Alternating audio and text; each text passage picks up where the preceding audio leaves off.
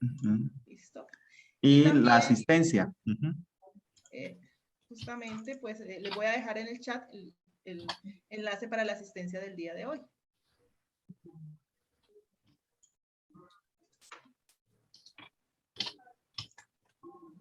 Bueno, entonces decía que voy a hacer una pequeña presentación de mi perfil, muy corta, pues como para que sepan con quién están hablando. Bueno, como ya dijimos, mi nombre es Albert Montenegro, yo soy matemático, mi formación de base en pregrado es matemáticas puras en la Universidad Nacional. Posteriormente hice un magíster también en la Universidad Nacional en matemática aplicada y actualmente soy candidato a doctor en ciencias de la computación en la Universidad Nacional también. Mm, en cuanto, eso es en cuanto a mi formación, mi experiencia, pues, en general, en mucho tiempo fue, o ha sido docencia, casi ya 20 años de docencia universitaria, en matemáticas, por supuesto, pero también en ingenierías, en programación, y en los últimos años, en los últimos años más o menos, pues me he enfocado en esta parte de la ciencia de datos eh, y soy docente de algunos, un par de pregrados en ciencia de datos y una maestría. Eh, Y ya en lo profesional de ciencia de datos, también como en los últimos 5 años, que fue como que me interesó este tema, pues he trabajado como científico de datos en algunas empresas de consultoría estadística, en el DANE, en el área de analítica de datos, y actualmente pues estoy desempeñándome como consultor en un startup que trabaja sobre todo vinculado con EPS para hacer prevención temprana de diversas patologías, entre ellas, detectar de manera temprana, con cierta probabilidad, si una persona va a sufrir de un ataque cardíaco, por ejemplo. Hay diversas áreas, pero el punto es que son modelos predictores en la ciencia de datos, pues tiene varias ramas la ciencia de datos, entonces es difícil, casi yo diría que imposible, ser especialista en todas, incluso en más de dos, creo que es bastante difícil. Mi especialidad en la ciencia de datos está orientada hacia los modelos, la creación de modelos predictivos, pues por supuesto basados en algoritmos de aprendizaje automático o lo que más popularmente se conoce como Machine Learning. Bueno, entonces, el día de hoy, voy a permitirme compartir aquí pantalla.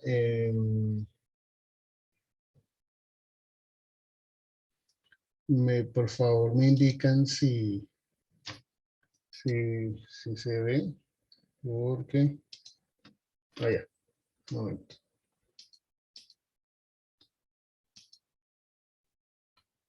Por favor, me confirman ahí si se ve, si se ve la pantalla. Sí, señor, sí, señor. Listo. Algo que se me olvidaba indicar es que, sobre todo por estos medios remotos, es muy importante que se hagan preguntas, ¿no? Porque aquí a veces uno físicamente pues ve que alguien tiene alguna, por la cara que hace, por los gestos que hace, tiene que hacer alguna intervención, y por aquí pues es supremamente difícil. Entonces, Les agradecería incluso si hacen preguntas porque eso ayuda a aclarar conceptos en todo caso. Bueno, entonces la sesión de hoy pues tiene varios objetivos. Vamos a ver cuántos se alcanzan a cumplir. Particularmente lo que pretendemos hacer en la primera parte mm, es dar una idea conceptual, un poquito de formalismo, muy poco, pero sobre todo intuitiva de qué es el Machine Learning, dónde se aplica, más o menos dónde se podría aplicar, su concepto como tal, como qué es el concepto fundamental del Machine Learning, algún recorrido por una gigantesca taxonomía de algoritmos de aprendizaje automático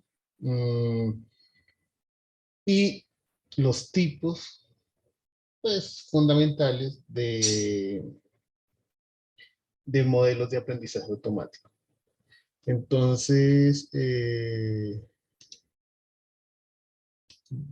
empecemos. Digamos que, bueno, la primera parte que quise incluir acá está asociada con una pequeña, muy corta historia de qué es el Machine Learning, del Machine Learning y de qué es como concepto. Aquí también están las definiciones, pero sobre todo cómo se relaciona con dos conceptos o con dos áreas que están vinculadas al Machine Learning y pues a veces se suelen confundir. Entonces vamos a aclarar eso. Entonces vamos a empezar por decir que, bueno, hay tres áreas muy asociadas, que son la inteligencia artificial, el Machine Learning y el Deep Learning. A ver, en general, cuando uno no lo sabe, pues es difícil distinguirlos. Entonces, pero también cuando lo sabe es muy simple. Entonces vamos a hacer eso. Lo primero que hay que decir es que, como ven en la línea de tiempo de la parte inferior, pues de inteligencia artificial se habla desde 1950, más o menos. Quien es considerado cuasi universalmente como el padre de la inteligencia artificial, es Turing, Alan Turing, que trabajó en algunos desarrollos que pretendían tomar algún partido en la Segunda Guerra Mundial y efectivamente lo tuvieron. No voy a hablar de esa historia, pero es muy interesante. Digamos que la dejo ahí como para que si quieren la revisen. Él fue el primero que acuñó el término inteligencia artificial, hasta donde yo entiendo fue el primero que lo acuñó, incluso pues diseñó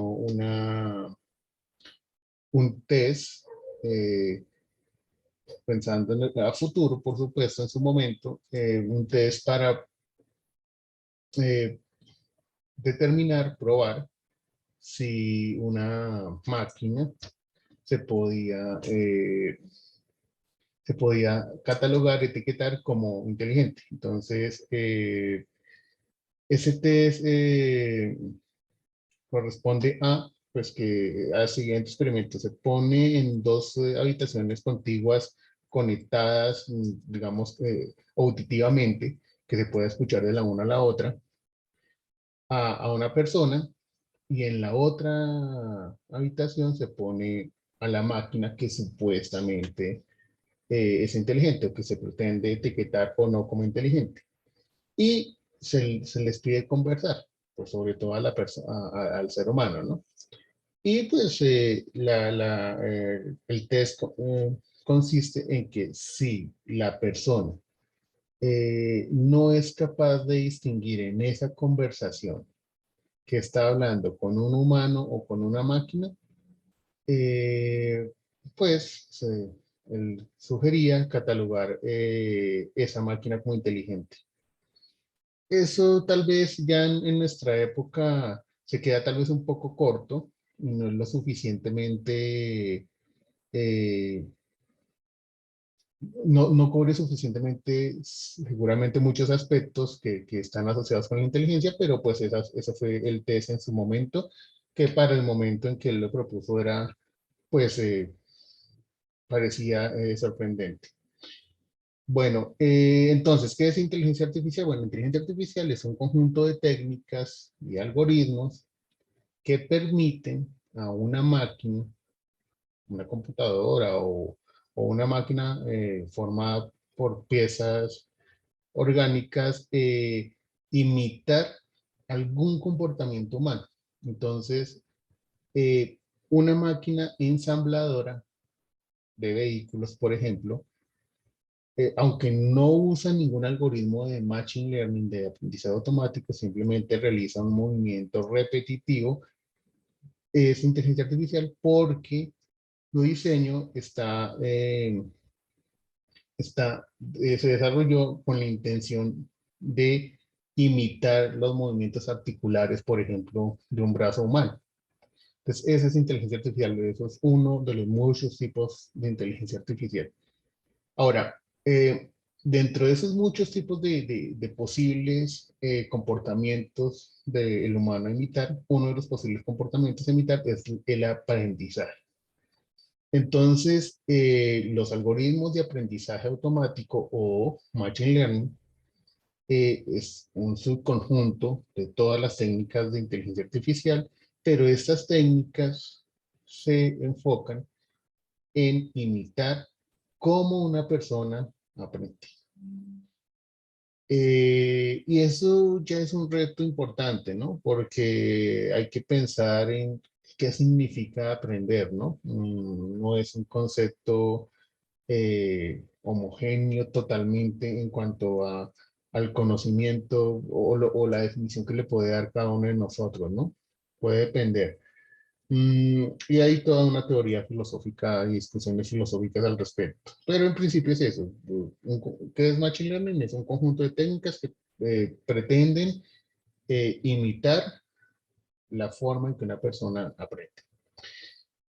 Por supuesto, todo enfocado a datos, pero ese es el concepto. Si se dan cuenta, los primeros métodos de aprendizaje automático dan desde 1980.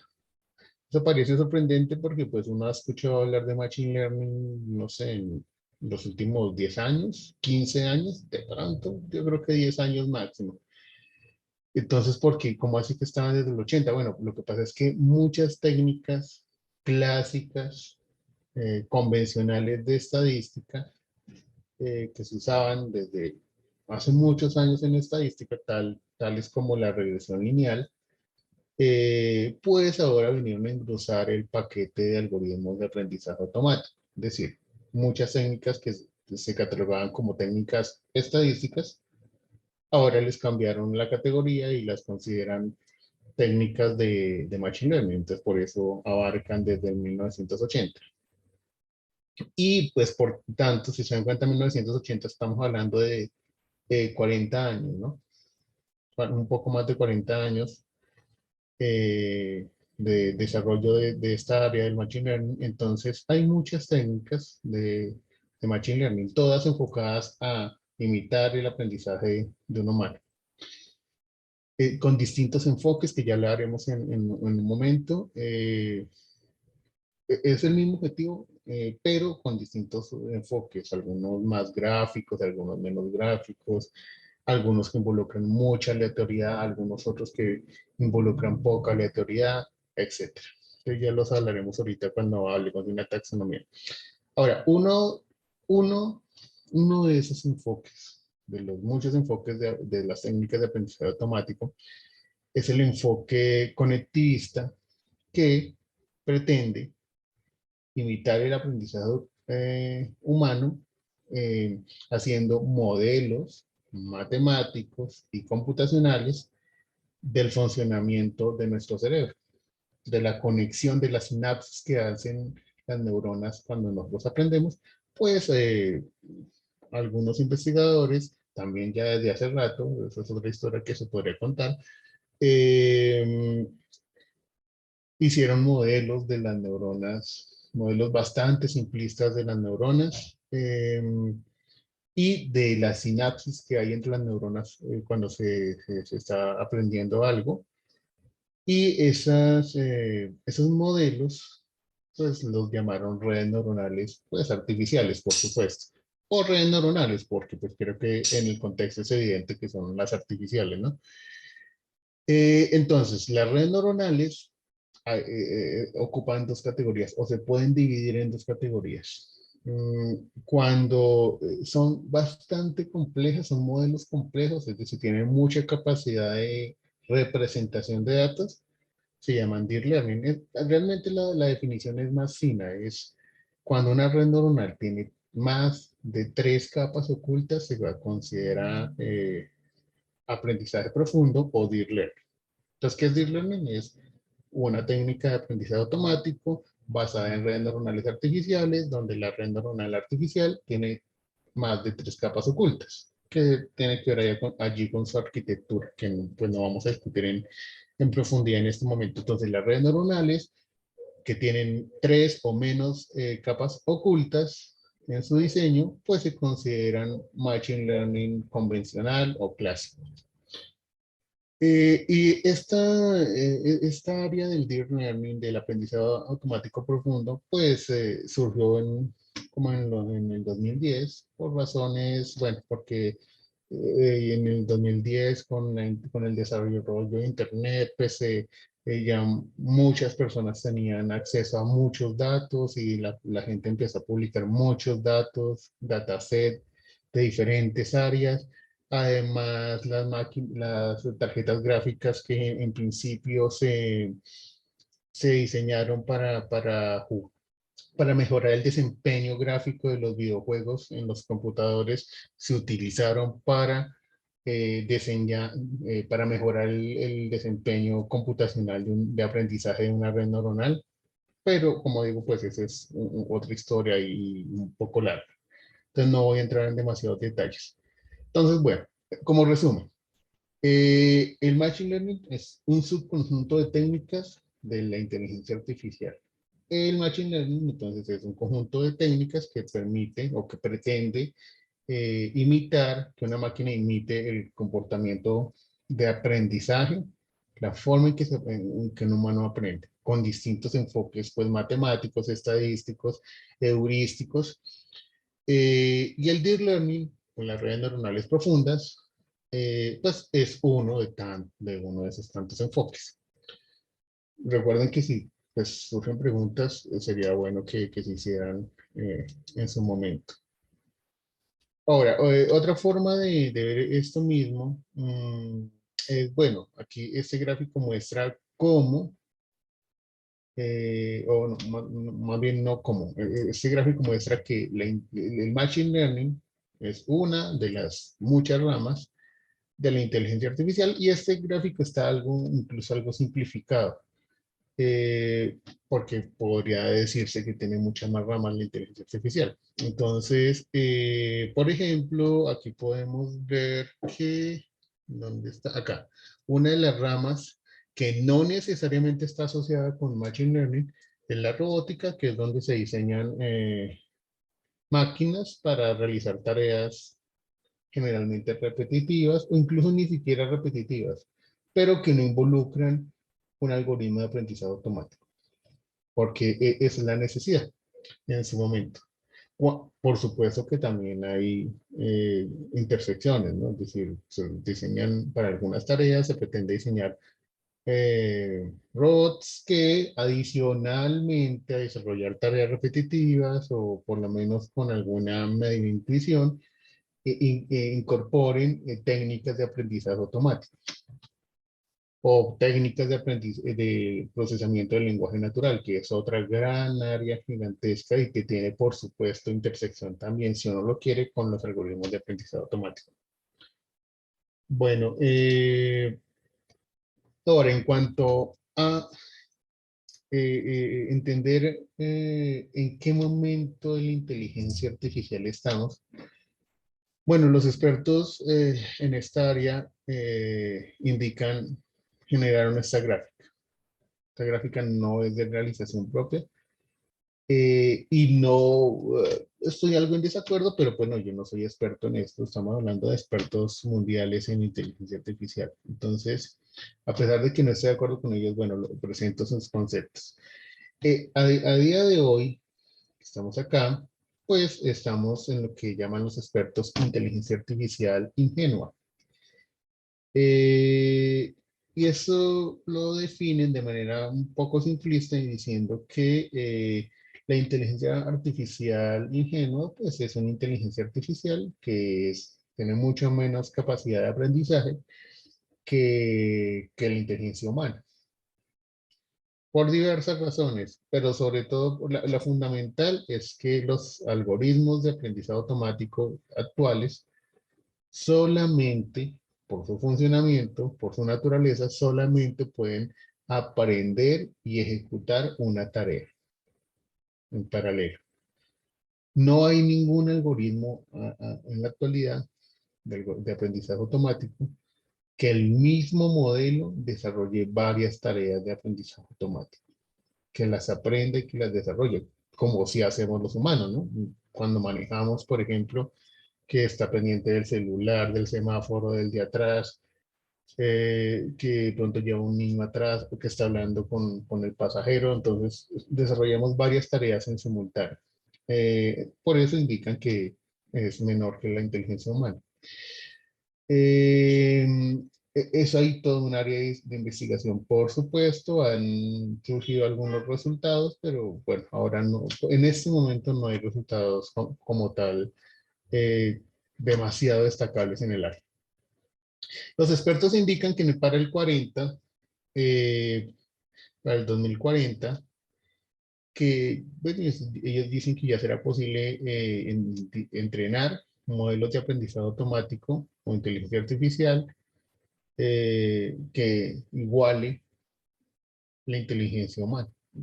Que una de sus características, entre muchas, es que pueda aprender y ejecutar distintas tareas de distinta naturaleza de manera simultánea. Pero no es la única, eso también es una discusión larga que pues los invito a leer. Y indican que para el 2060, entonces vamos a tener una superinteligencia artificial que incluso va a superar la inteligencia humana. Eso es lo que dicen los expertos. No logro imaginar mucho qué significa que supere la inteligencia humana. Supongo que en rapidez, tal vez, en rapidez de cálculos, posiblemente. Ese es el panorama que muestran los expertos en el área. Y bueno, hay que decir que pues en este momento sí, si bien la inteligencia artificial, cada una de las inteligencias artificiales que existen son inteligencias artificiales, como ya dijimos, ingenuas, pues estamos rodeados de ellas, ¿no? Usamos diversas inteligencias artificiales, de ubicación, de traducción, que ayudan a la salud, a cuidar la salud, que nos ayudan a movernos, bueno, tantas, nos ayudan a escribir un correo, incluso cuando uno escribe un correo en Google y le autocompleta la frase que va a decir, bueno, estamos usando inteligencia artificial, modelos de aprendizaje automático en ese caso. Entonces es innegable que estamos rodeados de modelos de aprendizaje automático y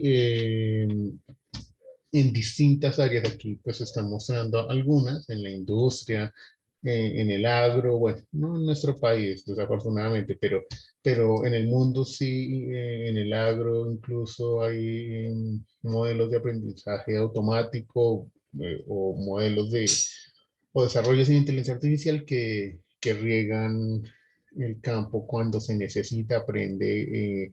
Cuando es bueno, y no periódico, sino bueno, ya he hecho suficiente sol, voy a ponerle un poquito de agua va a ponerle un poquito de abono. Esos en algunos sitios ya se hace, pues seguramente de manera piloto, pero se hace en el agro. En la medicina, como podemos ver por este lado, pues hay una importante ola de investigación en medicina usando modelos de aprendizaje automático. De pronto eh, una posible debilidad en esa área, en la investigación de clínica con modelos de aprendizaje automático, es que los modelos de aprendizaje automático, como veremos más adelante, más potentes, con mayor poder de representación, pues suelen tener menor interpretabilidad para el humano. Como que no se, y eso significa que no se sabe, de pronto el modelo funciona en los números, suele ser bastante acertado el modelo, pero un médico cuando va a ver no sabe qué decisiones está tomando el modelo para llegar a la conclusión a la que llegó. Entonces es algo así, siendo un poco exagerado, un ejemplo un poco cruel, pero digamos que afianza el concepto y es, un médico no puede decir, amputemos la pierna del paciente porque aquí la computadora me dijo que no, que hay que amputarlo. No puede tomar esa decisión de esa manera. En cambio, el médico preferiría que el modelo de aprendizaje automático le indicara qué aspectos o qué decisiones, qué reglas o qué variables, basado en qué variables está tomando esa decisión de amputar o no. Esta es un área de investigación que hasta ahora, desde el 2017, se llama inteligencia artificial explicable. Desde el 2017, no es poco tiempo, son 5 años, pero bueno, ha avanzado algo, pero todavía tienen una brecha bastante importante que recorrer. Es una área que está surgiendo con gran fuerza. Porque los modelos de aprendizaje automático, sobre todo en las redes neuronales profundas, pues ya hay modelos que tienen altísimos desempeños en muchas tareas. Por ejemplo, en la clínica, en algunas áreas clínicas ya existen modelos que tienen altísimos desempeños de predicción, pero sigue estando la pregunta de ¿y cómo uso eso en la vida real para no simplemente que me dé un número, sino que me dé explicaciones de qué está haciendo, qué está pensando la máquina para complementarlas con mis conceptos médicos y con mi experticia médica? Bueno, en la industria, en la automatización en el hogar, en lo que llaman el Internet de las Cosas, que bueno, hacia allá vamos. Como ya dije, en la granja, en la medicina, eh, en los buscadores, estamos rodeados de algoritmos de aprendizaje automático, inteligencia artificial, reconocimiento biométrico de distintos niveles, de rostro, de huella, de voz. Eh, sí, claro, monitoreo portable de distintos aspectos de nuestra salud. Bueno, videojuegos, pues esto por supuesto es mucho menos importante que todo lo anterior, pero bueno, a quien le gusta, ¿no? Entonces, hay muchos desarrollos y ahorita veremos por qué. Eso tiene un porqué. Hay muchos desarrollos en aprendizaje automático asociados con videojuegos. Eso parece una aplicación y como para qué quiero hacer eso, ya en un rato lo veremos, además de para que aprenda a jugar. Bueno, bueno, claro, por supuesto, está esta aplicación que es muy popular, que es la de los vehículos que se conducen solos, que está en progreso, eh, en progreso de aprendizaje. Hay bastantes pruebas, pero aún no han sacado versiones definitivas por cosas que ya hablaremos en un momento. Espero que alcancemos. Entonces, viene la pregunta. Bueno, ¿qué es el Machine Learning? Bueno, ya lo respondimos como formalmente, digamos. ¿Qué es el Machine Learning? Pues como ya dijimos, es un campo en el que, o es un conjunto de técnicas, diría yo, es un conjunto de técnicas que permiten a una máquina imitar de alguna forma, en algún aspecto, el aprendizaje humano. Listo. Ahora, ¿en qué se diferencia para empezar a apropiar ese concepto y quitar algunos nudos conceptuales que pueden haber allí? Entonces, una posible confusión es, uno puede creer que la programación tradicional, pues es lo mismo que Machine Learning, o más bien, ¿cuál es la diferencia? Bueno, entonces, hablemos de las diferencias. Entonces, en en la programación tradicional, tú tienes unos datos y entonces el programador, es decir, nosotros tenemos que decirle al computador exactamente cómo debería procesar esos datos. Él hace exactamente lo que yo le digo. Tengo que decirle, coja esta variable, quítele los atípicos y coja esa variable y súmela con aquella y a esas dos variables multiplíquelas por la otra. Uno tiene que decirle exactamente cómo procesar los datos de entrada para generar, bueno, los datos de entrada y de salida para generar un programa, es decir, una secuencia de pasos como tal. Esa es la tradición, la programación tradicional. Yo cojo unos datos y yo le digo al computador cómo tiene que procesarlos para a partir de unos datos de entrada llegar a unos datos de salida. Todo es culpa, todo viene siendo culpa mía porque pues yo no le dije bien qué procesos ejecutar, pues es culpa mía. Lo único que hizo la computadora fue eh, ejecutarlos, no más. No pensó, entre comillas. Eh, Esa es la programación tradicional. Ahora,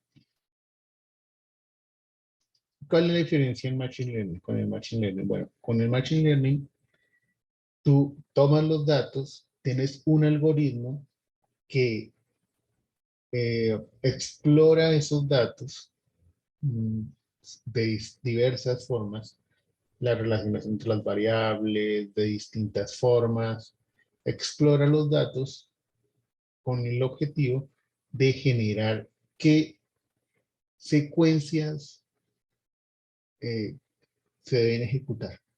Yo ya no se las tengo que dar. Entonces, por si acaso no es claro. Repito, en programación tradicional, tú tienes unos datos que corresponden a las variables de entrada y la variable que te interesa aprender a predecir. Y tú tienes que darle el programa, coger la computadora y darle el programa. Uno tiene que darle qué pasos ejecutar.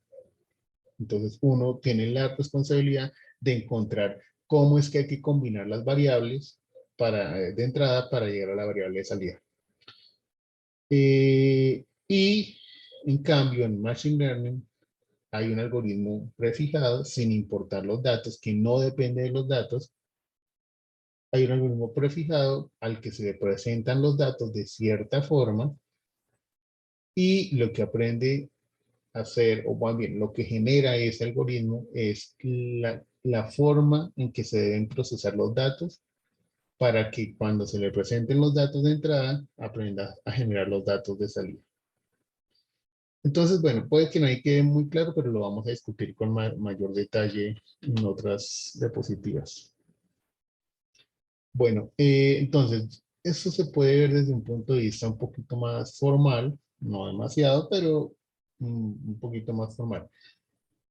Un algoritmo de aprendizaje automático lo que hace es, bueno, tú tienes unas variables de entrada X, que aquí las llaman X, y una variable que te interesa predecir, sea numérica o sea categórica, discreta. Y tienes varios ejemplos de que dicen, mire, cuando se tenga este valor para las variables de entrada, el valor para la variable de salida es esta. Otro ejemplo aparte dice, cuando se tengan estos valores de entrada para las variables predictoras, se tendrá este valor para la variable objetivo. Tienes un listado de esos ejemplos, que son los datos. Bueno, entonces, Dependiendo del tipo de esta variable de objetivo, si es continua o discreta, pues lo que debería ser un algoritmo de aprendizaje automático es aprender a encontrar la forma de combinar las variables de entrada para obtener la variable de salida. Entonces aquí me cambio aquí para hacer un ejemplo de eso que estoy diciendo que sea tal vez un poquito más claro. Para que hagamos un ejercicio. Si yo les presento esto, las variables azules X y Y, pues son dos variables de entrada, y la variable verdecita, que está marcada con verde, es la variable de salida. Tenemos estos datos. Y la idea es, si ustedes fueran un algoritmo de aprendizaje automático, bueno, dados estos 5 ejemplos que dicen lo siguiente, ¿no? Dicen, mire, de alguna forma cuando entra 1 y 2, tiene que salir 3. De alguna forma, cuando entra 5 y 8, tiene que salir 13, etcétera. De alguna forma, cuando sale menos 2 y 6, tiene que salir 4. Y la pregunta es, bueno, ¿cuál es la forma? ¿Cómo hay que combinar X y Y para que nos genere esta variable de acá? Entonces, pues hay infinitas formas de combinar X y Y, ¿no? Es decir, yo puedo coger este valor y elevarlo al cuadrado, por ejemplo, y luego sumarle este, o puedo coger este valor de esta variable y multiplicarlo por 3. ¿Por qué por 3? Pues porque es una posibilidad. Multiplicarlo por 3 y sumarle al valor de esta variable multiplicado por 8 y a ver si me dan estos valores. Esa es la tarea que tiene un algoritmo de aprendizaje automático. Dado unos datos, que realmente desde el punto de vista matemático, pues es una función en este caso de dos variables, es sacar la forma, o lo mejor posible por lo menos, encontrar la forma de cómo combinar las variables de entrada para obtener la variable de salida, lo más exacto que pueda. Entonces, supongo que ustedes pues ya detectaron que la forma aquí para combinar estos dos, bueno, es cuál. No sé si alguien quisiera participar. ¿Cómo debo Con combinar la suma. con las sumas? Bueno, entonces creo que para todos es evidente, ¿cierto? Bueno, además porque es que nuestro cerebro es una máquina bastante sofisticada, aunque este caso está bastante fácil. Efectivamente, en este caso es la suma. Entonces, lo que uno le pediría a un modelo de aprendizaje automático es que dijera, al final, mire, la forma de combinar las variables de entrada para obtener la variable de salida es esta. Claro, eso es un poco idealizado, porque realmente muchos algoritmos de aprendizaje automático no le dan una fórmula hacia uno, tal vez porque ni siquiera la fórmula existe. Las relaciones entre los datos, porque aquí estamos hablando de un ejemplo preparado, pero en, en, eh, en la vida real, pues los datos tienen muchas posibles combinaciones y ejemplos distintos, además que hay errores en los datos, se recogieron mal, eh, o, o, o si es una encuesta, las personas a veces responden datos erróneos a propósito, entonces no es una tarea fácil. En este caso es un ejemplo bastante simple. Pero bueno, para los humanos es simple. Pero lo que importa aquí es el concepto, qué es lo que se supone que es un algoritmo de aprendizaje automático. Miremos un ejemplo un poquito, creo que es más difícil, lo mismo. Tenemos el mismo escenario, X y Y, y la función y la variable verde, que es la variable objetivo. Entonces deberíamos encontrar eh, cómo combinar la variable X y la variable Y de tal forma que tengamos los valores de la variable f de X, o bueno, la variable Z, que es la variable verde. Entonces, si lo ven, tal vez es un poco, no es tan simple como antes, ¿no? De pronto alguien lo detectó, pero creo que no es tan simple. ¿Alguien tiene alguna idea ahí de cuál sería la forma? X más 3Y. Listo, miremos, que yo tengo por aquí la copia. Sí, X más 3Y.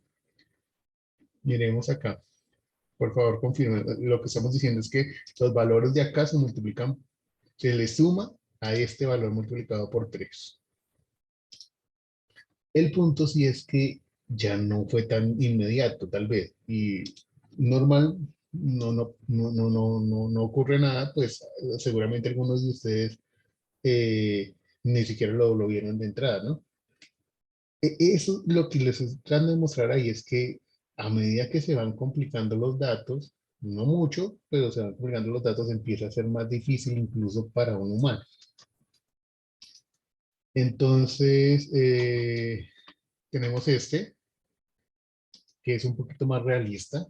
Entonces, echen una mirada ahí, por favor, a ver si encuentran la forma. Y si alguien encuentra la forma, pues nos cuenta.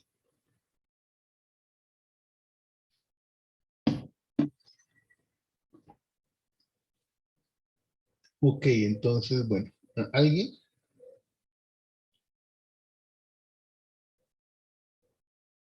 ¿No? Bueno, es que se tiene una trampa. Una trampa, pero una trampa de la vida real. Y es que en este caso, la solución es esta. La forma de combinar las dos variables es un poco, casi, más o menos, x más y. Tienen que aquí un poquito corrido de x más y, aquí sí da de x más y tal vez eso lo confunde a uno porque uno está esperando que todos den exacto, ¿no? Pero en la vida real no es así. Los datos no son así. Los datos de la vida real tienen errores por defecto. Eso incluso se puede demostrar.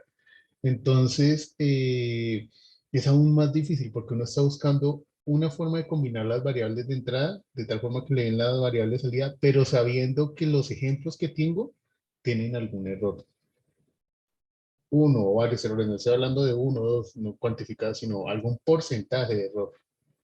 Entonces es aún más difícil. Es decir, aquí la solución sería, es x más y pues asumiendo que lo que no cuadra con x más y eh, es ese error de los datos, ¿no? Y por eso en la siguiente sesión, la de mañana, una parte va a ser enfocada a preprocesamiento de datos. ¿Por qué es importante el procesamiento de datos? Bueno, porque dado que los datos traídos de procesos reales deben uno asumir que siempre tienen errores y en realidad siempre los tienen, y hay distintos tipos de errores, como que hay valores atípicos que no tienen sentido, como en una variable años, que hayan años negativos o que hayan 150 años cuando sabemos que eso no, por lo menos en nuestra época, no suele pasar. Esos son errores. Hay errores de digitación, hay otro tipo de errores que hay datos faltantes, que hay valores de algunas variables que no están registradas por diversas razones, algunas veces son por errores o a veces son errores naturales, es decir, que por ejemplo alguien no quiso contestar en una encuesta cuántos años tenía. Ya, no fue que se perdió el dato en el camino, sino que alguien no quiso contestar y ya. O que contestó mal a propósito, que es aún más difícil de detectar, ¿no? Entonces, el preprocesamiento que veremos, yo creo que la sesión siguiente, mm, tiene la intención de coger unos datos reales y mejorarlos, cuadrarlos lo mejor que se pueda para podérselos presentar a un algoritmo de aprendizaje automático y que no le sea tan difícil realizar la tarea de encontrar la forma de combinar las variables de entrada, las azules, para obtener la verde. Listo. A ver, miremos este. Entonces, por favor, echen una mirada y me cuentan si alguien encuentra la forma de combinar X y Y para obtener eh, la variable verde.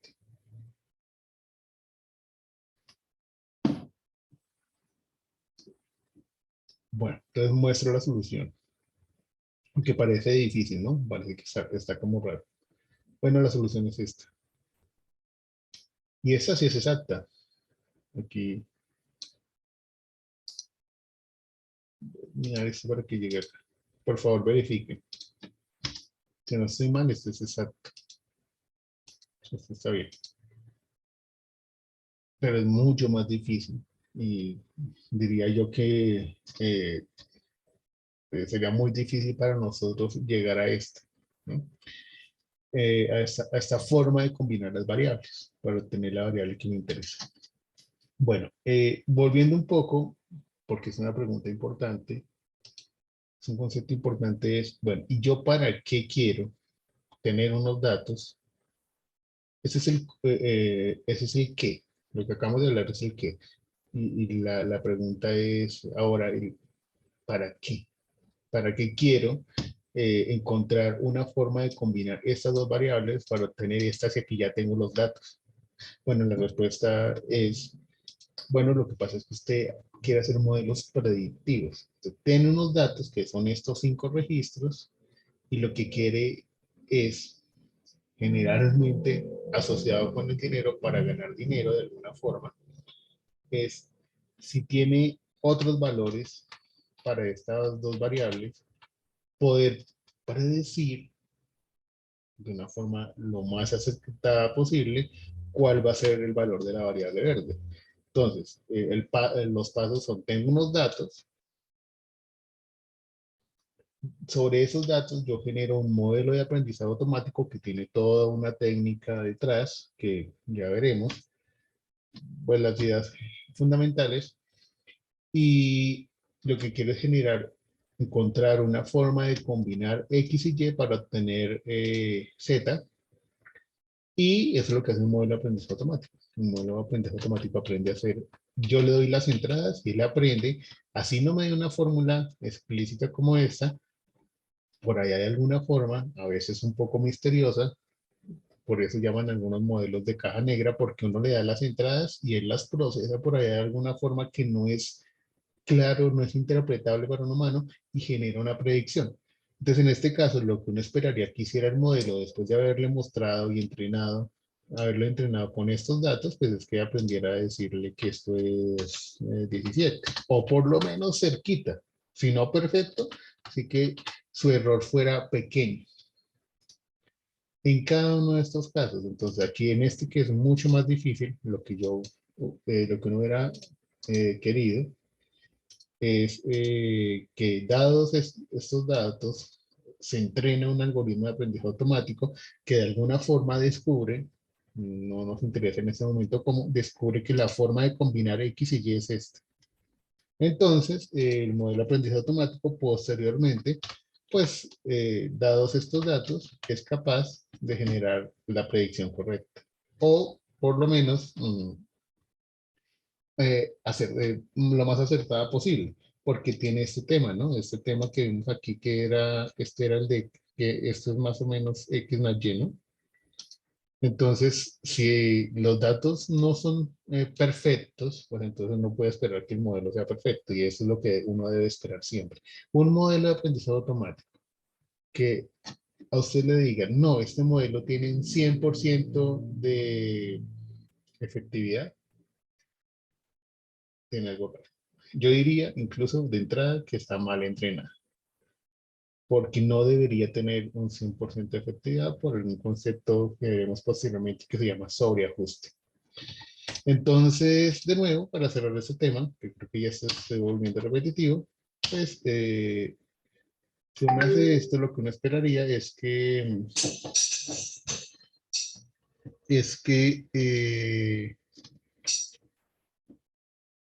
pues que me generara, como estamos entendiendo que esto es más o menos X más Y, pues en el mejor de los casos me devolvería esto, debería devolverme esto, pero no está tan mal esto, ni esto.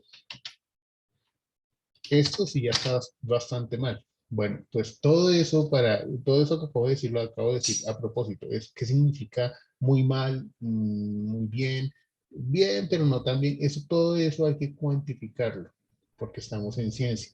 Entonces, todo eso tiene formas de hacerse, que ya pues veremos por lo menos la terminología apropiada para ello. Entonces, bueno, eso es que es un modelo de aprendizaje automático y para qué. Ahora, aquí hago un ejemplo. Esta diapositiva es complementaria con lo que les estaba mostrando en Excel. Tenemos unos datos a la izquierda Entonces, eso visto como un funcional, como una relación funcional donde X y Y son las variables de entrada o las variables predictoras y Z es la variable que me interesa predecir. En este caso, los valores que toma la variable predictora son valores enteros, por alguna razón, por la naturaleza del problema. Entonces, esta tabla realmente, un matemático o un profesional de las ciencias debería verla así, como la tenemos acá. Lo que tenemos son ejemplos de cómo funciona una asignación, una función que no sabemos cuál es. Y lo que nos interesa precisamente es descubrir cuál es esa función. ¿Por qué? Porque posteriormente necesitamos predecir usando esa función qué pasa, qué valor tiene z cuando x y y al mismo tiempo tienen valor 2 y 2. Ese es el concepto. Entonces, ¿eso cómo se hace? Bueno, si aplicamos modelos de aprendizaje automático, modelos de Machine Learning, pues tenemos distintos enfoques. Como ya dije antes, pues hay diversos enfoques de aprendizaje. Entonces, aquí pues muestro de manera gráfica 3 enfoques: redes neuronales, árboles de decisión, máquinas de soporte vectorial. Cada uno de esos enfoques, dados estos datos, me generará un modelo: el moradito, el verdecito o el naranja. ¿Cuál es el mejor? Pues bueno, hay que evaluar eso. ¿Qué modelo, dados estos datos, está prediciendo mejor? Eso, pues a los modelos se les pasa a hacer un examen, una evaluación a cada uno para compararlos entre ellos y decir cuál de los modelos, que uno generado por redes neuronales, otro por árboles de decisión y otro por máquinas de soporte vectorial, por ejemplo, cuál de los 3 modelos generado por cada uno de esos enfoques o por cada una de esas técnicas de aprendizaje automático es el mejor. Entonces, el tema es este. Resumiendo hasta ahí, tengo unos datos que corresponden a una asignación desconocida que pretendo conocer, está verde. A esos datos le aplico distintos algoritmos, es distinto algoritmo y modelo, ¿no? Entonces, algoritmos de aprendizaje automático, que hay muchísimos, muchísimos. Le aplico 3, en este caso, 3 algoritmos de aprendizaje automático. Cada uno de esos algoritmos, combinado con los datos que me genera, este algoritmo genera un algoritmo de red neuronal. Combinado con estos datos, me genera un modelo de la asignación o de la combinación de variables predictoras para obtener la variable objetivo. Estos mismos datos combinados con una técnica de algoritmo que se llama árboles de decisión, eh, me genera otro modelo que seguramente será diferente a este, y otra técnica, que en este caso se llama máquinas de soporte vectorial, combinado con los mismos datos me genera otro algoritmo. 3 formas de tratar de ajustarse a estos datos. Entonces, cada una de esas técnicas se combinan entre ellas, perdón, no se combinan, se evalúan una versus la otra, pues por supuesto con métricas matemáticas, y uno pues determina cuál es el mejor con algún criterio. Y ese es mi modelo. Y eso me permite responder cuál es la pregunta que es, ¿qué pasa si X es Y, X es 2 y Y es 2? ¿Cuánto es Z? Bueno, eso es que es un modelo de aprendizaje automático. ¿Y cómo funciona? Hay muchos aspectos detrás de los diferentes algoritmos de aprendizaje automático. Hay mucha matemática, mucha intuición en algunos casos. Algunos son muy heurísticos, lo que significa que no tienen ningún fundamento como tal matemático o científico formal, sino que son ideas de hagamos tal cosa, a ver si funciona, y pues funcionó. Entonces tienen background en matemáticas, mucha estadística, mucha ingeniería. Hay muchos conceptos de diferentes tipos. Aquí muestro algunos. Hay optimización, que es un campo muy grande de la matemática. Hay muchísima estadística, por eso algunos memes incluso dicen que realmente el Machine Learning es la estadística disfrazada. Y en buena parte sí, muchos algoritmos, como ya lo mencioné antes, muchos algoritmos de aprendizaje automático, o que ahora llaman de aprendizaje automático, pues realmente antes le llamaban técnicas estadísticas.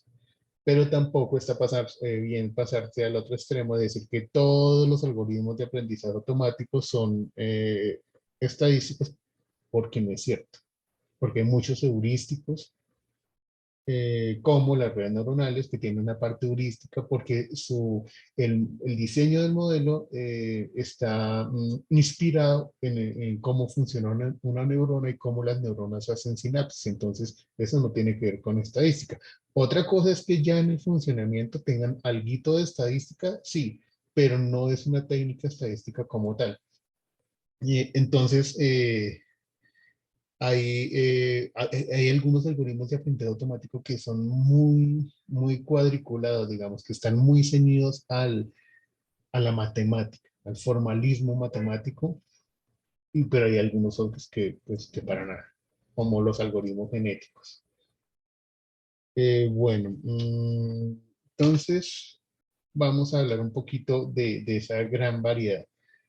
Hay muchos algoritmos de aprendizaje automático, y eso es por el enfoque, porque todos los algoritmos de aprendizaje automático, como ya vimos, lo que pretenden es tomar unos datos, unas variables predictoras, una variable objetivo, y aprender a predecir cuando tengo unos valores de las variables predictoras, cómo generar los valores de la variable objetivo. Entonces, bueno, lo que cambia son la forma de hacer eso. Entonces, aquí hay un libro que vemos acá de este señor Pedro Domingos, que es muy bueno.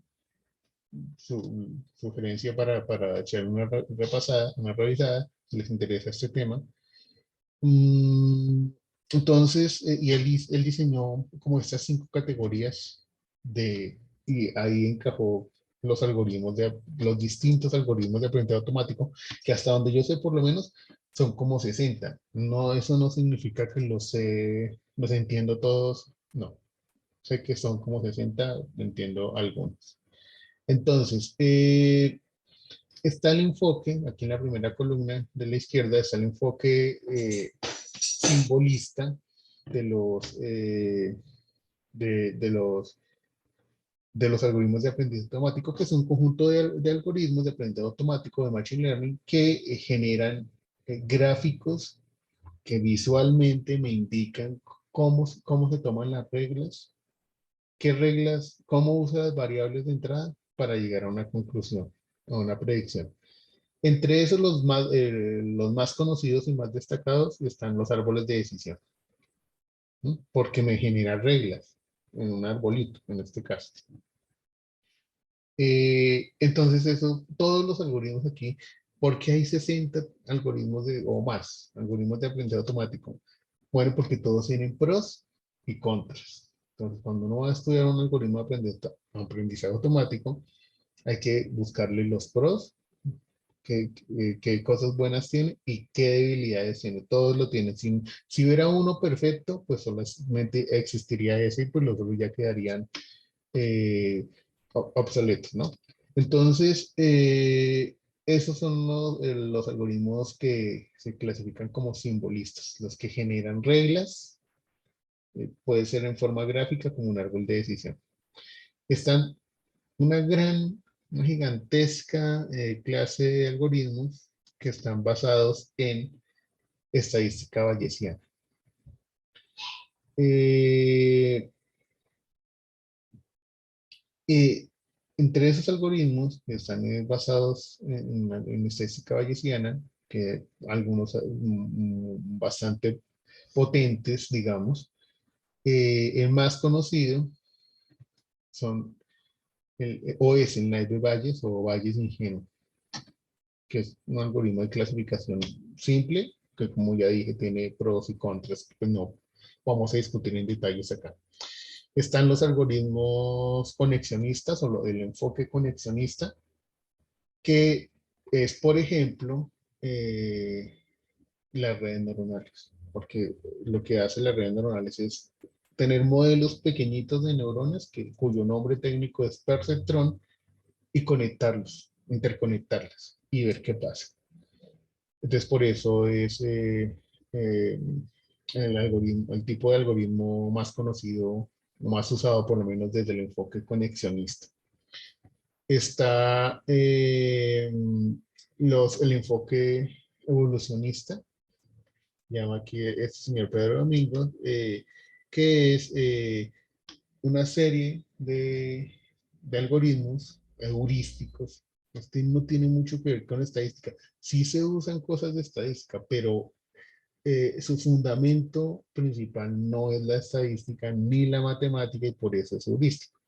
Entonces, en este tipo de algoritmos eh, se inspiran o el algoritmo funciona inspirado en cómo funciona, por ejemplo, la evolución, la teoría de la evolución de Darwin, ¿sí? De que el más apto vive, entonces dos registros, papá y mamá, se reproducen y tienen un registro hijo que tal vez es mejor para cierta tarea o no, y dependiendo si es mejor o no, sigue trascendiendo en la siguiente generación, si no, pues muere. Esa es la idea. En general, es un tema bastante interesante, pero pues tiene un trasfondo largo que no vamos a tocar acá. Y están los algoritmos, bueno, aquí él los llama analogistas. Eh, pero para decirlo en castellano, en forma simple, en colombiano, pues estos algoritmos analogistas lo que hacen es que tienen un enfoque muy matemático. No vamos a decir, no, tal vez pasa tal cosa, no. Solamente si los teoremas matemáticos me dicen que pasan, lo aplico, si no, no. También su mayor representante en este caso son las máquinas de soporte vectorial. Bueno, y volviendo un poco en los algoritmos evolucionistas, hay de distintos tipos, pero los algoritmos más usados son los algoritmos genéticos, que tienen la idea o están inspirados en la teoría de la evolución de Darwin. Entonces, aquí en cada una de estas ramas, pues ahí caen muchísimos de los algoritmos de aprendizaje automático que hay. Algunos de ellos caen en una y en la otra, en varias, no son disyuntas, digamos. Y es un camino, pues, que es largo de recorrer. Esa es una taxonomía de los algoritmos. Ahora, miremos otro aspecto sumamente relevante de cómo se clasifican los algoritmos de aprendizaje automático. Entonces, este gráfico muestra, pues, la separación general. En general. Hay otros gráficos que pueden mostrar leves diferencias, pero bueno. Entonces, los algoritmos de aprendizaje automático tienen tres enfoques básicos generales, que son este azulito, este rosa y este amarillo. Entonces, y voy a empezar describiendo de menor dificultad, tanto en su fundamento matemático, estadístico o heurístico, y también en su mayor dificultad computacional, de menor dificultad a mayor dificultad. Entonces, los algoritmos de aprendizaje automático que más se usan porque son más simples conceptualmente, más simples formalmente, son los algoritmos de aprendizaje automático supervisado, que ya ahorita explico trato de explicar qué significa supervisado. Luego le siguen los algoritmos de aprendizaje no supervisado. Y posteriormente están los algoritmos de aprendizaje automático reforzados. Como dije, lo estamos mencionando en orden de menor dificultad a mayor dificultad. Conceptualmente, en sus fundamentos matemáticos y estadísticos, y también computacionalmente. En general, hay algunas excepciones, pero en general los algoritmos de aprendizaje automático suelen ser más fáciles de programar y necesitar menos recursos de máquina que los supervisados. Bueno. Y los reforzados tienen más complejidad teórica y también de desempeño de máquina. Bueno, entonces aquí se ven algunas subramas, pero es importante entender cuál es la diferencia entre supervisado y no supervisado, que esa no suele ser mayor, no tiene mayor dificultad, no suele tener mayor dificultad realmente, pero muchas personas sí entienden mal que es el aprendizaje o qué hacen los algoritmos de aprendizaje automático reforzado. Entonces vamos a pasar por aquí, acá. Entonces voy a explicarlo con un ejemplo, con un ejemplo concreto. Resulta que tenemos ese conjunto de datos que estoy presentando acá. Este es un conjunto de datos muy típico en la academia de Machine Learning. Este conjunto de datos se llama IRIS, pueden buscarlo por allí en la internet, y está formado así. Lo describo pues para que entremos en contexto y poder hacer el ejemplo de manera concreta. Primero, este conjunto de datos tiene 150 registros. Está disponible en muchísimos lados en la internet, pueden descargar. Tiene tiene 5 variables.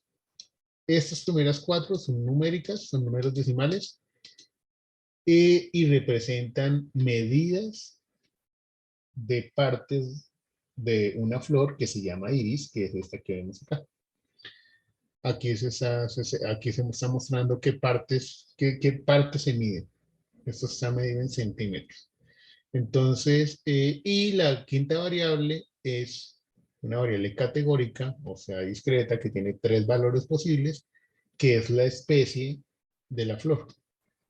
Hay 3 especies posibles, que son versicolor, setosa y virgínica. A ojo inexperto, como supongo que es el de todos nosotros, pues las flores son como iguales, ¿no? Y en cambio a un ojo experto de un botánico, supongo, él sabrá distinguir entre una y la otra a simple vista por ciertas características. En este conjunto de datos, pues entonces tenemos 150 ejemplos de una fila por flor, ejemplos de 150 flores, a las que se les tomó 4 medidas, particularmente aquí en algunas partes de las hojas y del pétalo de la flor, y se marcó, se le preguntó a un experto, vengo, sé que sabe de esto, sin importar las medidas, usted con su experticia, eh, de qué especie es esta flor. Entonces aquí se marcó de qué especie es la flor. Ese es un dataset bastante simple, entre comillas, porque está curado de que no tiene valores atípicos, tiene todos los valores, es pequeño. Sí, no tiene mayor dificultad. Por eso es un ejemplo académico, es un dataset bastante académico. Entonces, retomando, lo que tenemos, vamos a pensar en el siguiente escenario para entender lo de supervisado, no supervisado y reforzado.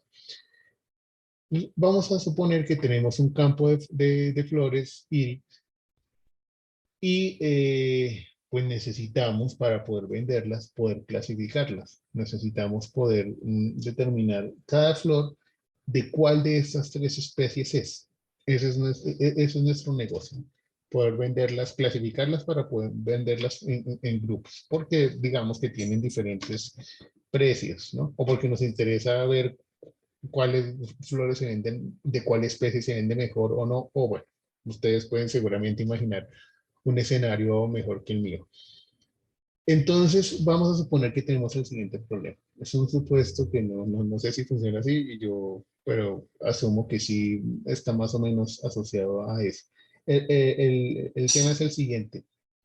Resulta que nuestro experto, tenemos un solo experto para determinar cuál flor es de cuál especie, pero cobra muy caro, porque digamos que el hombre está cobrando o el especialista o la especialista está cobrando por flor, nos está cobrando para una flor determinar, nos cobra, digamos que, no sé, 100.000 pesos. Se puso avariento y está pidiendo 100.000 pesos por flor, entonces no es negocio. ¿Qué estamos pensando? Bueno, cojamos un algoritmo de aprendizaje automático, entrenémoslo para que no necesitemos al experto, simplemente le presentamos las características de la flor al algoritmo de aprendizaje automático y el algoritmo nos dice mm, de cuál de las tres especies es la flor. Ese es nuestro escenario y ese es el porqué. ¿No? Un porqué un poquito rebuscado, pero ese es el porqué. Ese es el escenario que tenemos. Entonces, lo primero que hay que hacer para usar un algoritmo de aprendizaje automático para entrenarlo es tener datos de la mejor calidad posible. Entonces, vamos a suponer lo siguiente. Escenario 1. Bueno, nosotros le pagamos al experto porque nos dé sus resultados, es decir, invertimos 1.500.000 porque la evaluación de cada flor valía 100.000, si no estoy mal, 150 por 100.000 da 1.500.000, entonces, y le decimos, mire, tome estas 150 flores y por favor nos dice qué especie es. Y aquí algo importante, que es cuando yo digo, tome, le damos 150 flores, seguramente nosotros escogimos las flores de forma que no fuera, por ejemplo, las 150 flores que estuvieran en 1 metro cuadrado, sino que estuvieran en diversas ubicaciones de nuestro cultivo para que la muestra fuera representativa de todo el cultivo. Y eso es importante en los datos. Cuando uno va a tomar datos, si es que tiene esa posibilidad de escoger, hay que hacer un buen diseño muestral para que los datos con que uno va a entrenar un posible modelo de aprendizaje automático sean representativos de la población. Un error, pues, que pasa es que el muestreo se haga mal, los datos que uno saque de una muestra, de una población, estén sesgados por algo, porque solo le preguntó a mujeres, porque solo le preguntó a las personas que tenían teléfono fijo, etcétera, ¿no? Esté sesgado por algo. Pues por eso hay toda una teoría de muestreo, de diseño de experimentos, que no es despreciable, o que es necesario tener unos recaudos mínimos para tener datos confiables. Confiables en cuanto a sucede. Entonces, bueno, listo, sacamos 150. Nosotros contratamos también un estadístico para que nos dijera qué flores de todo nuestro cultivo seleccionar con una técnica de muestreo seguramente, y esas 150 flores fueron las que le presentamos a nuestro experto en biología, en botánica, perdón, para determinar la especie de la flor. Entonces, después de que hicimos eso, tenemos este conjunto de datos.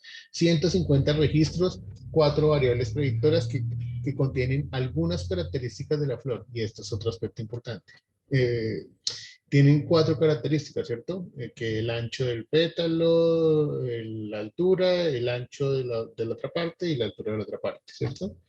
Que es el sepal, ¿no? Acá. Y entonces alguien puede decir, ¿y por qué no le escogimos más características como, no sé, el volumen que ocupa la flor, el color, por ejemplo? Así, todos son morados, sí, pero bueno, tal vez el color se puede detectar, se puede marcar también, la altura de la rama de la flor, de pronto. Podemos pensar en otras características asociadas a la flor que son medibles. Bueno, eso es posible y eso es deseable. En este caso solamente se pensó en estas 4, ¿listo? Y el experto marcó, y el término técnico en esta área es etiquetó cada una de las 350 flores con alguna pues de las tres de las 3 categorías de flor. Entonces, dado ese escenario, espero que sea claro, si no lo es, por favor, pregunte. Dado ese escenario, entonces, ¿qué sería un problema de aprendizaje supervisado? Un problema de aprendizaje automático supervisado. Bueno, es este. Tenemos nuestras 4 variables predictoras y nuestra variable objetivo. Nuestro interés en el futuro, en este escenario que estamos planteando, es que yo pueda coger una flor, una nueva flor, un momentico, una nueva flor, tomarle las 4 medidas que se toman acá, que eso lo puede hacer alguien que no sea experto en botánica, que sea cuidadoso, puede hacer esa toma de medidas. Y lo que yo quisiera es que un algoritmo de aprendizaje automático puso estos 150 datos, me predijera la especie de la flor y me ahorro la plática del experto, el experto en botánica. Bueno, ese es este escenario de acá. Eh, Aquí traté de que los dibujitos fueran consistentes, espero que lo sean.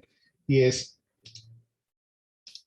este algoritmo de aprendido automático, que no sé, es una red neuronal, una máquina de soporte vectorial, no importa mucho, en principio es este algoritmo de aprendido automático, toma estos datos de entrada, toma estas 4 variables de entrada en cada vez y sabe, porque nosotros se lo decimos, a qué corresponden esos datos. Le estamos diciendo, por ejemplo, mire, cuando esta variable, el largo del cepal sea 5.1, el ancho del cepal sea 3.5, el largo del pétalo sea 1.4 y el ancho del pétalo sea 0.2, procese esos datos de tal forma que le dé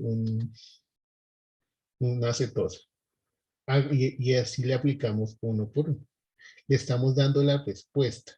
Siempre le damos la entrada, pero también al mismo tiempo le damos la respuesta de cuánto tenía que haberle dado, porque aquí lo que pasa en cualquier algoritmo de aprendizaje automático supervisado es que él va y procesa estos 4 valores de alguna forma, con algún enfoque, y da un resultado. Dice, por ejemplo, con estos 4, dice, bueno, yo creo que eso es, el algoritmo, el modelo dice, yo creo que eso es una versicolor.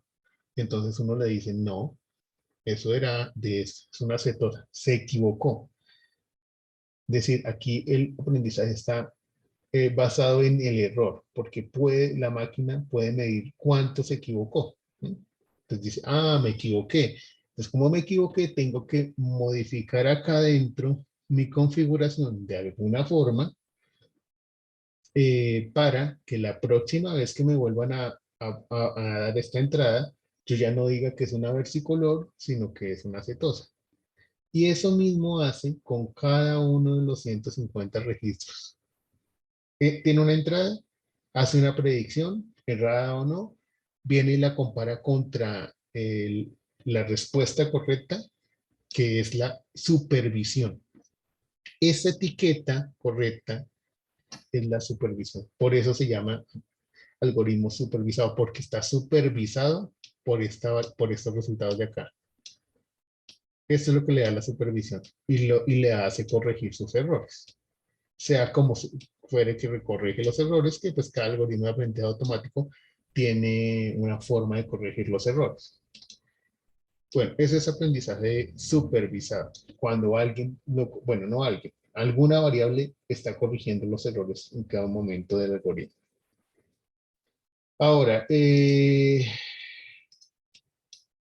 ¿cuál sería un escenario no supervisado? Bueno, vamos a suponer que, volviendo a nuestro ejemplo inicial, que yo quería hacer esto de entrenar un algoritmo supervisado, de tal forma que ahorrarme la plática del botánico, ¿no? Entonces, pero resulta que el botánico se dio cuenta. Dijo, entonces, ¿qué dijo? No. Entonces dijo, si usted me va a pedir que yo le marque, le ponga estas etiquetas para no darme trabajo, entonces pues sabe que pues no lo hago, con eso no puede entrenar su algoritmo de aprendizaje automático porque no tiene las etiquetas, no le voy a poner las etiquetas. Entonces tenemos un problema adicional. o un problema diferente, digamos, y es esto. Y es que tengo únicamente, ya no tengo las respuestas, solamente tengo esto, que son las salidas, las entradas, perdón. Solamente tengo esto, tengo 150 registros con las medidas de las flores. Y aunque hay muchas formas de aprendizaje no supervisado, uno que yo podría querer en este ejemplo que estoy planteando es, bueno, cojamos, por más que no tenga la etiqueta, ya no tengo cómo medir, ya la estrategia no puede ser que este algoritmo coja, en la estrategia no puede ser que este algoritmo coja estas variables de entrada y haga una predicción y la compare contra el valor real porque no tengo el valor real. Entonces, ¿qué toca hacer? Pues cambiar el enfoque del modelo y es que coja cada uno de estos 150 registros y de alguna forma, dentro del problema que tengo, que encuentre cuál es parecido con este. Por ejemplo, que encuentre que es parecido con este y que esos dos son parecidos a este y que los ponga en grupos y que tal vez me genere esto de acá, que me diga que a cada uno le ponga un grupo, tal vez en 3 grupos. Aquí, por ejemplo, entonces me deja mirar una posible salida de esos datos combinados con un algoritmo no supervisado, donde no puedo comparar si estoy bien o mal, es esto. Es que me diga, bueno, mire, me marque acá, estos corresponden al grupo azul, estos corresponden al grupo rojo, etcétera, y estos corresponden al grupo verde. Sí, todos, ¿no? Marcados todos, entonces es una posible solución al problema este que estamos planteando del campo de flores. Entonces es no supervisado, ¿por qué? Porque no tengo la variable verdad, no tengo los valores reales de la variable que me interesa. Entonces toca tomar eh, otro camino. Claramente aquí el concepto es más difícil, ¿no? En el otro era más simple, era yo predigo o el modelo predice y compara contra lo que realmente era y de ahí decide cómo se modifica porque siempre sabe qué es lo que le tenía que dar. Aquí no sabe qué es lo que le tenía que dar. Entonces es conceptualmente más difícil. La matemática que suele haber por debajo en general de esto es un poquito más complicada que la que hay en los otros algoritmos en general. Y pues aplicaciones diferentes, ¿no? Por eso es importante conocer los diferencias porque para saber cuándo aplico uno o cuándo aplico el otro. Ahora, están los algoritmos de aprendizaje automático reforzados, ¿no? Entonces, esto funciona. La diferencia fundamental es la siguiente, la que voy a explicar. Porque aquí la idea también es predecirla. También la idea es que el algoritmo aprenda a coger una flor, yo le presento una flor y que le aprenda a decir en cuál de los 3 grupos está. Entonces, eso pareciera ser lo mismo de acá o mejor aún que acá, incluso que acá. Entonces, la diferencia radica en lo siguiente. ¿Cómo funcionan los algoritmos de aprendizaje reforzado? Pues lo que pasa es que, como se dieron cuenta acá, o como yo lo indiqué acá, hubo un trabajo también de un estadístico, ¿no? Que tenía todo un campo de flores y el estadístico al que le pagué, lo que hizo fue, con su formación, saber cuáles flores generaban una muestra significativa de cuáles 150 flores significaban una muestra significativa. ¿Sí? Entonces me dijo, mire, estas que le marqué con amarillo son las que estadísticamente son una muestra significativa de la población de todas las flores. Pero a veces eso no se puede. En este caso es más o menos fácil, pero digamos que no encontré, cambiemos el escenario, no encontré un estadístico que hiciera eso. o es muy caro, o no tengo tiempo para poderme hacer eso.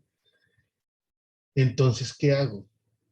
¿Qué hago? Porque como uno no sabe, como yo no sé estadística, entonces, ¿qué escojo estas de acá? Estas 150 de acá, ese pedazo, pues eso es un error terrible, ¿no? Porque estoy enfocándome en este pedazo de tierra y puede que ese pedazo de tierra genere por alguna razón simplemente un tipo de flor o que esté, o que no, o que las flores estén alteradas por alguna razón. Entonces no es buena idea hacer esto, por ejemplo. Entonces, otro posible enfoque en ese escenario es el siguiente, es escoger un algoritmo de aprendizaje reforzado que hace lo siguiente. Un algoritmo de aprendizaje reforzado haría lo siguiente. Se programa de tal forma, se diseña de tal forma que él pueda seleccionar cuáles flores va a procesar. Entonces el algoritmo hace algo como esto. Viene aleatoriamente, selecciona una flor. Esa flor, pues le tomamos las 4 medidas, ancho, largo del sépalo y del pétalo. Ahí tendríamos que preguntarle al botánico de qué tipo es la flor. Entonces el botánico me dice, eso es una acetosa, y se le pide al algoritmo que haga una predicción. Entonces el algoritmo dice, eso es una versicolor. Pues al principio lo hará aleatorio porque no se entra nada. También hay un error y también se modifica en términos del error. La diferencia del error, la diferencia con la anterior, con el supervisado, es que aquí él viene y escoge las flores de manera aleatoria. Cuando digo él, es el algoritmo, el modelo. Pero lo hace tantas veces, tiene la capacidad de hacerlo tantas veces, que aprende a hacerlo para toda la población. Entonces, bueno, por claridad, ¿cuál es la diferencia con esto? Bueno, aquí yo le escogí, nosotros le escogemos la muestra al algoritmo. Buena o mala, nosotros le escogemos los datos. En cambio, en reforzado le dejamos la responsabilidad de ir y mirar todos los datos que pueda. Entonces, ¿cuándo se usa reforzado? Cuando se puede, porque no siempre se puede. Cuando yo tengo unos datos, por ejemplo, de seguridad social, que eso es mi dataset, pues no tengo más, o sea, no puedo revisar más datos sino los que tengo ahí. Entonces, no se puede con un algoritmo reforzado. ¿Cuándo es con un algoritmo de aprendizaje reforzado? Cuando el algoritmo, que en ese enfoque, en ese tópico se llama agente, cuando el algoritmo puede ir al ambiente y explorar, escoger de toda la población registros. Entonces, yo siempre, para terminar, yo siempre aquí hago una analogía pues, que me gusta, eh, que creo que clarifica un poco esto desde otro ángulo. Entonces, el aprendizaje supervisado es como lo siguiente. Voy a hacerlo con inglés. Entonces, usted está en un curso de inglés. Entonces, usted tiene una clase. Tiene una clase y entonces usted va a la clase y el profesor, que es el supervisor, el profesor, entonces, en esa clase le pone, no sé, en este caso, para que me cuadren los datos, 150 ejercicios para la clase, para que los haga, de que pronuncie. Le dice, mire, pronúncieme este listado de palabras. Entonces, usted las empieza a pronunciar y como el profesor está presente ahí en la clase, el profesor le empieza a corregir. No, eso que pronunció lo pronunció mal, se pronuncia así. Usted sigue haciendo los ejercicios, el profesor le sigue corrigiendo. Eso es aprendizaje supervisado. Usted está supervisado por alguien que le está diciendo cómo se hace todo el tiempo. Eso es aprendizaje supervisado. Ahora, ¿qué sería aprendizaje no supervisado en el mismo escenario? Sería, bueno, ya se acabó la clase, entonces el profesor eh, le deja 150 ejercicios para la casa de pronunciación. Entonces usted llega a su casa, coge sus 150 ejercicios de pronunciación de inglés y empieza frente al espejo a decirles, a pronunciar. El problema es que usted no tiene quien lo corrija, entonces usted fácilmente cree que lo que está diciendo lo está diciendo muy bien y tal vez lo está diciendo mal. Tal vez lo está diciendo bien, pero tal vez lo está diciendo mal. No tiene quien le supervise qué es lo que está diciendo. Entonces, ese es aprendizaje no supervisado, el que usted estaría haciendo en su casa eh, con esos 150 ejercicios. Pero lo bueno, por lo menos, es que esos 150 ejercicios, esas 150 palabras a pronunciar, se las dio un profesor de inglés. Entonces, seguramente el profesor de inglés no escogió cualquiera palabras, sino escogió palabras que desarrollaran su léxico en inglés, ¿no? 150 palabras que desarrollaran nuestro movimiento vocal en inglés, no cualquiera palabras, no las primeras 150 palabras de un diccionario inglés, sino unas palabras relevantes. Fueron escogidas por el profesor. O sea, son una muestra significativa del lenguaje inglés. Ahora, aprendizaje no reforzado en ese, reforzado en ese escenario sería lo siguiente: usted no fue a la clase. Usted no fue a la clase y lo único que sabe es que estudiaron pronunciación. Entonces, ¿usted qué hace? Bueno, usted como juicioso, bueno, una opción es no hacer nada, ¿no? La otra opción es decir, bueno, pues entonces yo voy a coger este libro en inglés y voy a ponerme a pronunciar las primeras 150 palabras que vea ahí. Entonces, claramente es diferente porque una cosa es ponerse a estudiar 150 palabras que un profesor de inglés le dio, que tal vez están seleccionadas de tal forma que desarrollen sus movimientos vocales, a que usted coja cualquiera 150 palabras y se ponga a pronunciarlas como un, one, two, three, four, ¿sí? Puede que eso no haga nada, pero es la muestra que usted está seleccionando, que es muy posible que sea mala. Para que tuviera efecto, lo que usted está haciendo de escoger cualquier palabras, tendría que no coger 150, sino decir, bueno, voy a estudiarme estas 5000 palabras para que la cantidad cubra lo que no está cubriendo la selección, la buena selección de la muestra. Bueno, eh, eso es la diferencia entre supervisado, no supervisado y reforzado. Son tres tipos de problemas de machine learning. Entonces, sobre esos tres tipos de problemas, pues hay varias subdivisiones.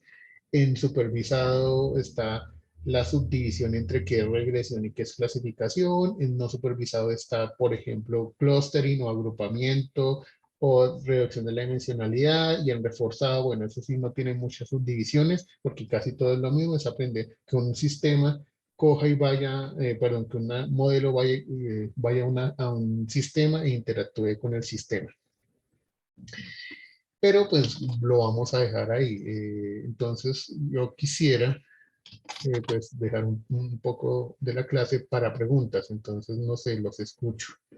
¿Tienen de pronto alguna pregunta?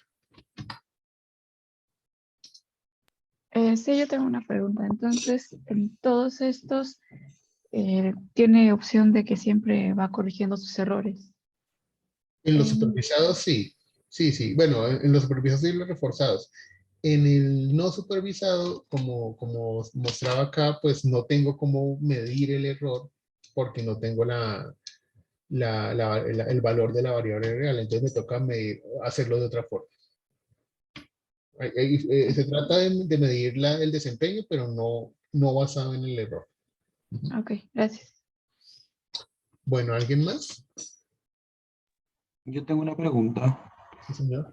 ¿Existen modelos, o sea, porque pues el supervisado y el reforzado se parecen bastante, solo que pues lo que cambia es como la muestra, ¿no? Con la que se estudia. Sí. La cuestión es, ¿hay algoritmos supervisados y no supervisados al mismo tiempo? ¿O hay alguna manera como de relacionar esos dos? Porque pues en un principio son como disyuntos, pero no sé si hay como alguna manera de acercarse a esos dos.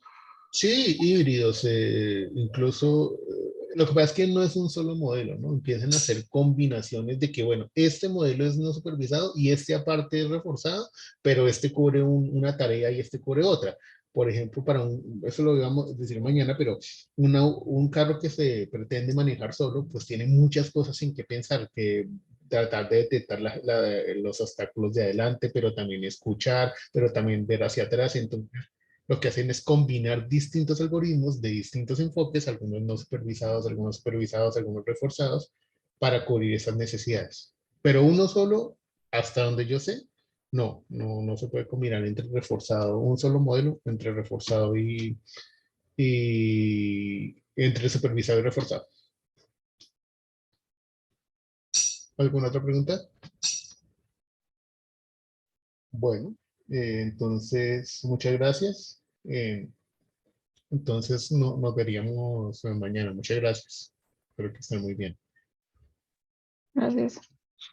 Igualmente, muchas gracias. A Gracias. usted, profe, muchas gracias. Hasta por luego. acompañarnos. Hasta luego, que estén bien.